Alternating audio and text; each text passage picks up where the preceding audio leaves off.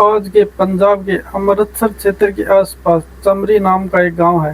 कहते हैं प्राचीन काल में लोणा चमारी का जन्म यहीं पर हुआ था। लोणा चमारी जो आगे चलकर एक प्रसिद्ध तांत्रिक बनी। उन्होंने अपने जीवन में बहुत सारी कठिनाइयां झेली। उनके परिवार में उनके माता पिता और दो भाई थे, जिनका नाम इल्ले और गेंदा था। लोणा चमारी का विवाह कम उम्र में ही उन्हीं की जाति के एक पुरुष के साथ हुआ था, लेकिन किसी कारणवश लोणा चमारी का यह विवाह सफल नहीं हो पाया। इस विवाह के टूटने के कारण लोणा चमारी के मन में पुरुष जाति के प्रति नफरत का भाव आ गया। उनके भाइयों ने उनसे कहा कि तुम दूसरा विवाह कर लो, लेकिन वह नहीं मानी।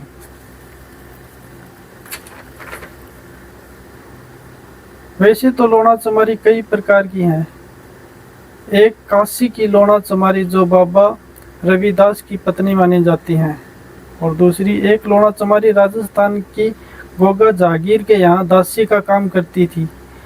गोगा जागीर एक दासी को अपनी माँ की तरह मानते थे। वह गुरु गोरखनाथ की शिष्या थी। लेकिन हम यहाँ जिस लोणा चमारी की बात कर रहे हैं, वह कामरूप कामाख्या की एक प्रसिद्ध तांत्रिक थी, जो असम से नहीं बल्कि पंजाब के अमृतसर क्षेत्र के आसपास से माना जाता है। जिस समय यह लोणा चमारी हुई, उस समय अमृतसर की स्थापना नहीं हुई थी। लोणा चमारी बहुत ही ज़्यादा सुंदर थी। उनकी सुंदरता के कारण बड़े बड़े राजा महाराजा उनसे विवाह करना चाहते थे, लेकिन कम उम्र में विवाह होकर टूटने के कारण उनके मन में विवाह के प्रति नफरत का भाव आ गया था। वे अपने जीवन में कुछ अलग करना चाहती थी, लेकिन वह नीची जाति की होने के कारण उन्हें समाज में सम्मान नहीं मिल पाया। उसी दौरान उन्होंने दिल्ली में कुछ योगिनों के बारे में सुना कि वे भी नीची जाति के ही हैं, लेकिन उनका वहाँ बड़ा ही सम्मान है। वे अमृतसर से चलकर दिल्ली पहुँची और उन्होंने तंत्र विद्या सीखने के बारे में कहा, लेकिन उन्होंने उसे मना कर दिया और उनको असम जाने को कहा।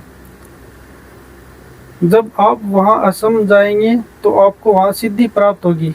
फिर लोणा चमारी उस समय दिल्ली से असम के लिए निकल गई। उन्होंने अनेक कठिनाइयों का सामना करते हुए असम पहुंची। उस समय यातायात के साधन नहीं थे, क्योंकि यह 11वीं सदी की कहानी है। लेकिन फिर लोणा चमारी ने इस यात्रा को प्रारंभ किया, वह उसे पूर्ण भी किया। वह बंगाल प्रांत के असम क्षेत्र के कामरूप मंदिर में पहुंच गई। यहाँ माँ कामाख्या का एक प्रसिद्ध मंदिर है, जिसके यहाँ आज भी आपको तंत्र मंत्र वालों की भीड़ मिल जाएगी। उस समय वह इस्माइल योगी के नाम से तांत्रिक बहुत प्रसिद्ध हुआ करते थे। वहाँ का इस्माइल योगी ने लोणा चमारी को अपना शिष्य बनाना स्वीकार कर लिया। लोणा चमारी उनके पास रहकर साधना करने लगी। लोणा चमारी ने तंत्र साधना में इतना मन लगाया कि वह अपने गुरु से भी आगे निकल गई। गुरु गुड़ रह गए, चेली चीनी हो गई। वह 56 कलुओं व 52 भैरवों को साधने वाली साधिका बन गई। उनके वश में 56 कलवे व 52 भैरव आ गए। दिल्ली की जो 63 योगिनी थी, वह भी उनके वश में आ गई और वह 64 योगिनी के नाम से प्रसिद्ध हो गई। लोणा चमारी ने अपने नाम से अनेक मंत्र सिद्ध किए।